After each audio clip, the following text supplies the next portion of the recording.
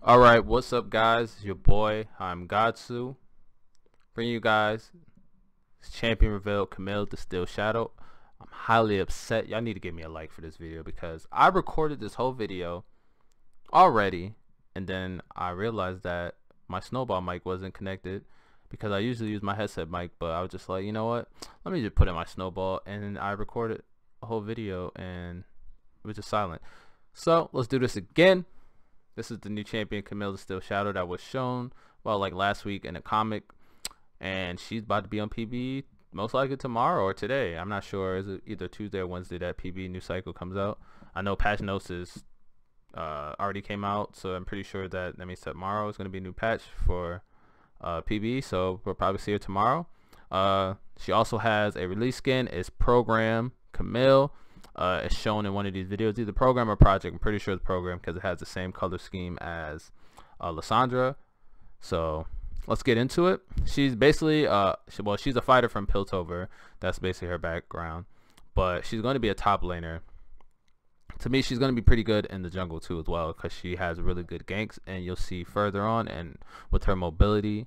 Alright, so the first thing is her passive. Her passive is called Adaptive Defensive, and basically what it is that she gets a shield when she basic attacks a champion, and it is for their primary damage type. So Kaguma has like AD and AP scaling or whatever they're going at that time, which is the most dominant. It will block that, and it runs off a percentage of her max HP. And basically you can see right here, I'll just show you. As you can see, that's the AD shield, that's the AP shield. Now it just depends on how frequently does that come up. It's going to be a real problem. Alright, so her Q is called Precision Protocol.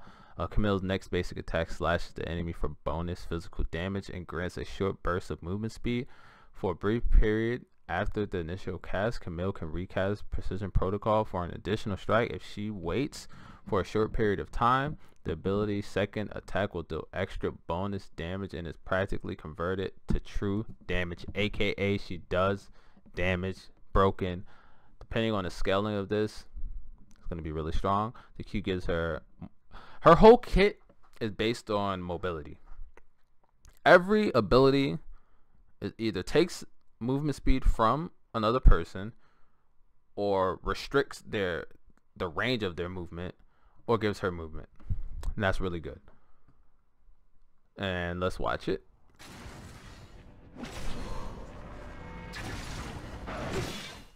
Alright, let's watch it again.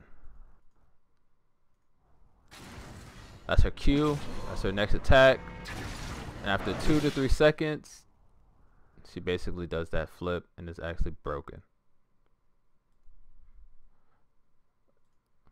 Let me turn these down a little bit. Alright, so her next ability, her W, is Tactical Sweep. Camille gathers energy, then blasts it forward in a cone, dealing physical damage to all targets hit. Enemies caught in the outer half of the sweep will be greatly slowed and take additional damage based on their maximum HP, healing Camille in the process. So not only does she get movement speed in her kit, not only does she slow people in her kit, not only does she get true damage, she also gets maximum HP damage. She gets a maximum HP shield, and on top of that shield, the shield is kind of like Kazan's shield, where it blocks AP and it can block AD depending on who's attacking. So if AD attacks you and you get an AD shield, it's not going to do anything against the AP character, pretty much. But not only do she get all of these utilities and defensives, she also gets a heal in her W. Broken. Alright, and her, well, let's see the W. Whoops, wrong button. Play. So it takes a little while to cast, but I mean, when somebody's running away from you and you have the bonus movement speed buff from your Q, they're not gonna get away, and it's pretty big, so they're not gonna get away. So her E, basically what ties her whole kit together and gives her that extra mobility that she needs to stick onto carries, and makes AD carries lives a living hell, because there's not many places on the map where you can fight. That there aren't places for her to jump to and then and to basically latch onto your AD, because I'm pretty sure you can't cast this on a person on the first cast, but the second cast you can. But anyway, her E, the first cast, is called Hook Shot. Basically allows her to latch onto walls, and when she pulls herself, it activates her second cast of the E, Wall Dive. Camille dashes in the target direction, stopping at the first champion hit and stunning all enemies in an area.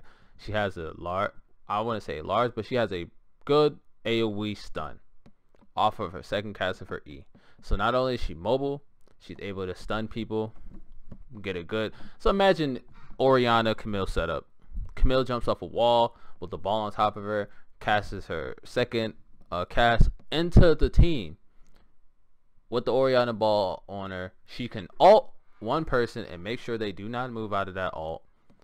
Orianna ball go down, boom, carry, dead. It's over. There's no second guessing it. There's no nothing. It's over. And basically, after that, the ranges increase when that's the champion, and her ranges increase, and she gains bonus attack speed. Broken. Let's see it. Oh, that's her ultimate. I'm bad. Rip. This is her E.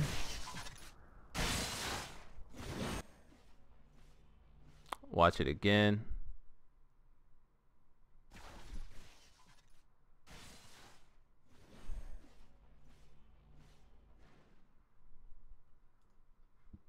Alright. Now, I already spoiled her ultimate, but at the end of the day, let's go over it again. Her ultimate is Hex Tech's Ultimatum. Camille leaps onto a target enemy champion, so it can't be missed at all, imprisoning them in a zone and knocking away all their allies. So basically, this ultimate is going to be 80 carry hell, because whatever support you have, they're getting knocked the fuck back, and they're telling them to sit down while you just get fucked over. That's basically what's going to happen. While the ultimatum is active, the target enemy cannot leave the area by any means. That means you can't dash, you can't flash, you can't roll, you can't run. You have to sit in this ultimate and hold that damage. And the area, there's this arena deactivates on its own after a brief period, or Camille leaves the zone. So basically, you're just trapped, because she's not gonna leave the zone unless it's to basically unless it's an escape for her. Like she ults you and then jumps to a wall and runs away while you're trapped in there. That's the only reason why she wouldn't attack you. And her basic attacks deal additional magic damage while this is going on. Broken. Now let's watch her ult again. Let's turn down this goddamn sound. It's too loud. Look at the knockback. Not only does it knock back, but you can't cast while it knock back, what it looks like. So it's pretty much an interrupt. So RIP. But yeah, guys, that's the end. Well, no, actually we got a little gameplay video. So basically, look at her combo. Jumps to the wall, she gets that bonus attack speed, bonus damage. She hits that Q for the movement speed, the slow. Boom. What can you do versus that? She gets the shield, you can't return damage back, and then you have to hold all that damage. You have to hold it unless you CC her. So that's the only way. That's the only reason why I say Renekton is going to be really good against her. But look at her skin. That's her skin. Let's back it up a little bit where she's like out of the brush. This is her program release skin right here. That's it. Program or Project Camille. That's what's coming out, baby. But look at the combo. She jumps, stuns a Mumu, ults Kog'Maw, holds that damage. He can't leave. She does extra damage. She goes back in. She double E's over the wall to jump on a Mumu. She's kiting. She's slowing Mundo. She then jumps to there, and then she jumps to a Mumu. Doesn't get the stun, but then she turns on Nami immediately, and now she follows Nami because she gets free jumps over walls and slows Nami. Nami can't get away. What can you do? So during that fight, she was able to take out bot lane single-handedly. Broken. But anyway, guys, that's the end of the video. Our new champion, Camille, the Still Shadow. She should be on PB by tomorrow, most likely. To me, she looks really strong. I think she's going to thrive the most in the jungle with her ganks, because being able to gank at that far of a range is basically saying she's Zac with 2 jumps. Being able to jump to the wall and then jump after the wall, pretty broken. And we don't know how long her second cast can be, so maybe she can just like jump from the wall, walk through the brush, jump into lane, and then E again.